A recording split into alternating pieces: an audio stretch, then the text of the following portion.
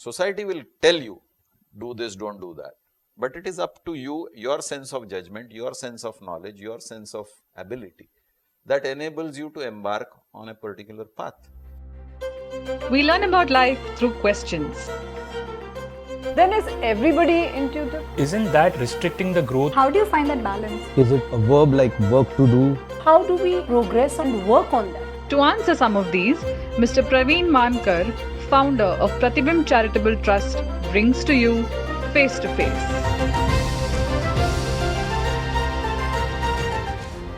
This week we are talking about society. Man is inherently a social animal and has been living in society since probably prehistoric times. So my first question today, sir, would be, why is man so dependent on society? Without society, where would you be? What would you learn? How would you associate with different people? It is your society that enables you to do what you do. It is the society in which you were born and brought up that gives you the initial skills to navigate in life. So from that point of view, society is important. Okay. So society is supposed to take care of you by default. I mean, that's one of the advantages of staying in a society. But we still notice that many a times society is not really positive all the time. Sometimes get jealous with your progress, or they try to put some obstructions in your path. So why is it that something which is supposed to be a critical part of your life sometimes put obstructions in it? See, the funny part is that we don't understand what a society is. A society is a conglomerate of individuals. So when you say a society is jealous of you, it is not the society that is jealous of you, it is the individuals in the society who are jealous of you. So let's say you are born in a country where the people of that country who form the society of that country are non-vegetarian people. So obviously for you, eating non-vegetarian food is normal and natural, the influence of the society in your upbringing. You won't find anything wrong in eating non-vegetarian food. Contra that, another person is born in a society which is a vegetarian society or a vegan society. And for that person, the idea of eating flesh is abhorrent. So the society is a collection of individuals who define collective behavior. You being part of that society will by and large be imitating the behavior of the society. So if you are saying that my society is jealous of me, then jealousy becomes part and parcel of your upbringing because you have been witnessing it all this time.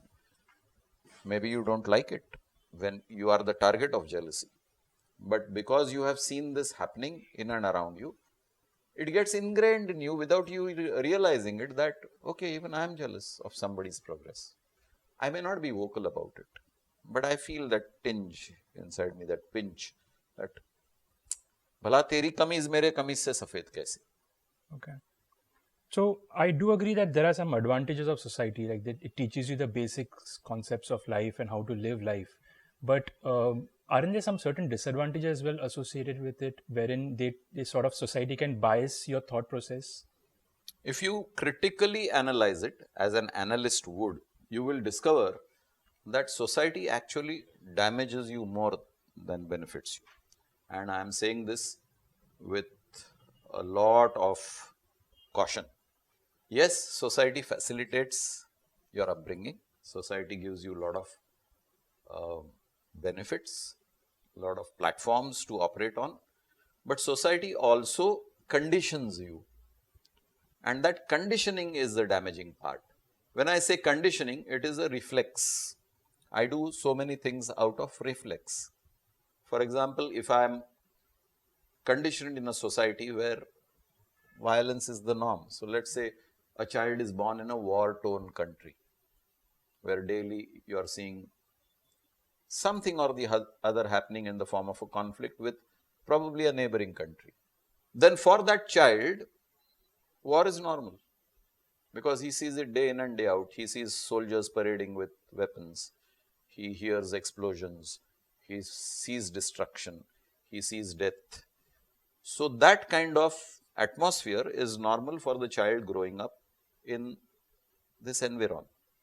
In the same country, living in a part which is far away from the war zone, another child, the citizen of the same country, is born and brought up in an environment of relative safety and security and privileges and opportunities, which this child in a war-torn zone is not enjoying. So the psyche of the child who is born away from this war zone and the psyche of the child who is born in and around the war zone is a reflection of the society around him. You are a reflection of the society in which you were born and brought up. When you see something which is dramatically different from what you are accustomed to, you become critical. This is not right because you have not seen that. So when you're living in a society and you're very much a part of it, assuming that there's a very strong bias which the society has on your thinking, how difficult or how can a person come up with his own thoughts and see the light actually? Now this is a very critical question, because how can a person come up with his own thoughts? Yeah, most of the thoughts are a photocopy of what people around you teach you.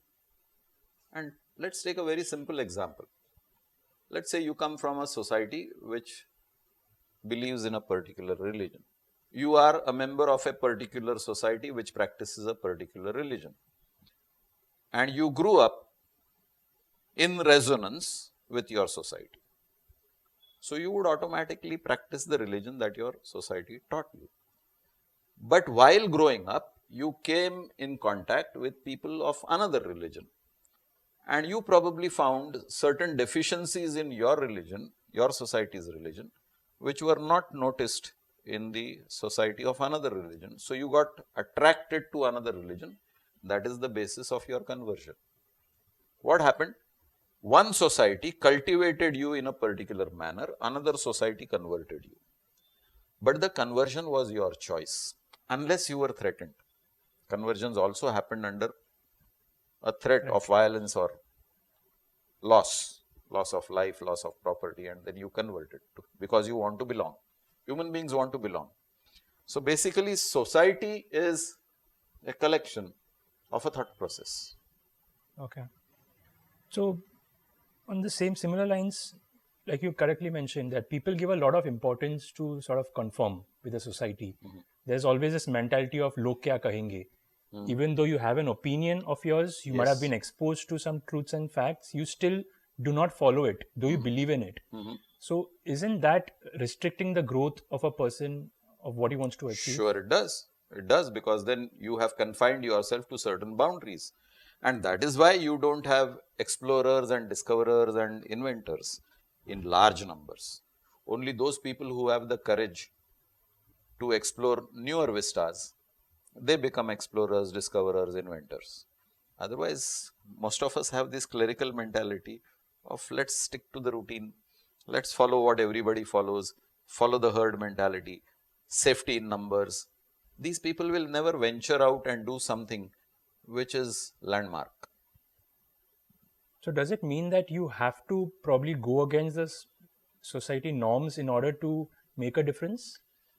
That's one way to put it, go against, but I wouldn't call it going against. I would say you explore a set of avenues which are unfamiliar. You venture into untrodden territory. We are afraid to tread those paths. We like the well-beaten path. No, somebody has already walked that way, so this is a safe route. Let me take that safety first mechanism. Let me not venture into some areas which are uncharted waters. There might be danger lurking. I might lose something. So people who don't take risks,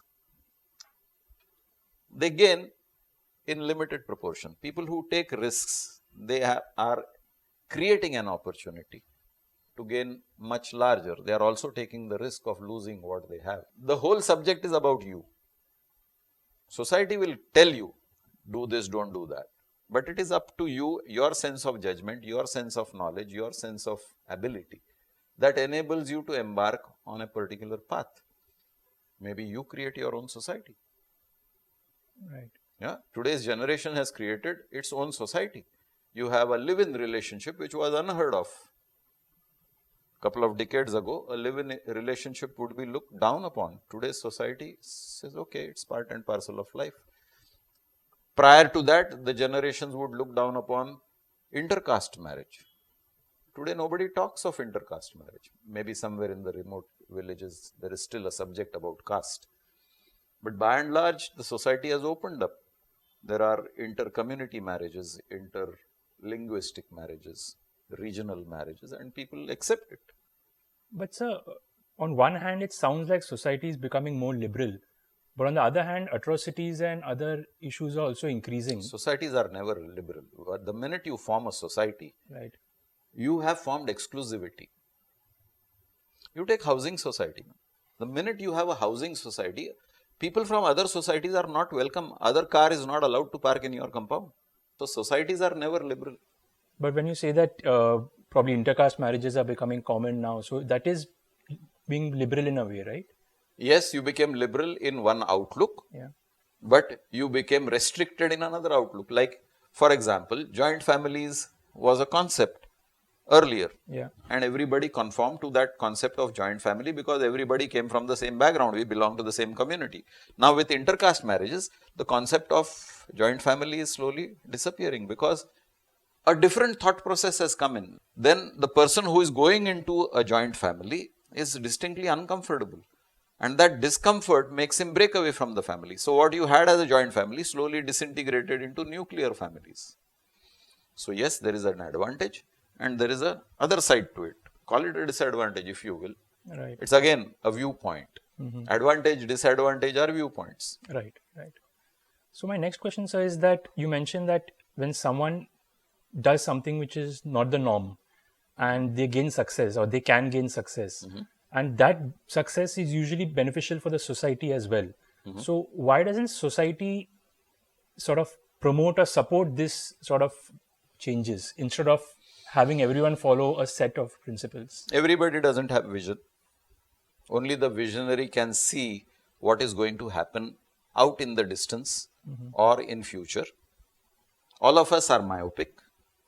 We look for safety first. Safety first comes in the well-beaten track. I don't want to venture out. It may succeed, it may not succeed. For example, I come from a family which was employment oriented. We want a fixed salary at the end of the month, safety in fixed income. So every child in that family is encouraged to be an employee somewhere, find a good job, get a fixed income and be happy. One child decides to venture into business. Everybody starts looking at him. Hey, be careful. The day you make loss, you won't have money to eat. And that child ventures into a successful business. He has shattered the whole concept of the society which was employment oriented. It's the same thing as Galileo shattered the concept of Earth is flat. Right. So society basically keeps changing over a period of time. Yes, it's a not constantly constant. evolving society. Society is constantly evolving. Okay. And is that evolving thing resulting in people becoming more independent in a way, in the sense that they are in their own cocoon zone, they are not really that much together, because unity as such? the whole world is evolving. As a universal law, I would like to believe that human beings progress. Generations after generations, human beings progress. They are evolving to a higher level. Whether they use that higher level for the collective good or for their own good is the debate. The whole subject is, in what direction are we going as a society? Are we going towards destruction or are we going towards construction, benefit, longevity of lives to follow? Are we making it a better place for our children to live or are making it a horrendous place? That is the subject. Right. So we feel that society is definitely a necessary evil. We are very much a part of it and we are dependent on it on various aspects. But it is important that we do not lose our identity, and we need to trust in ourselves and believe in ourselves in order to take decisions which will hopefully move the society to a better future. If you have some questions about life, please connect with us. Do not forget to like, share, subscribe, and press the bell icon for weekly updates.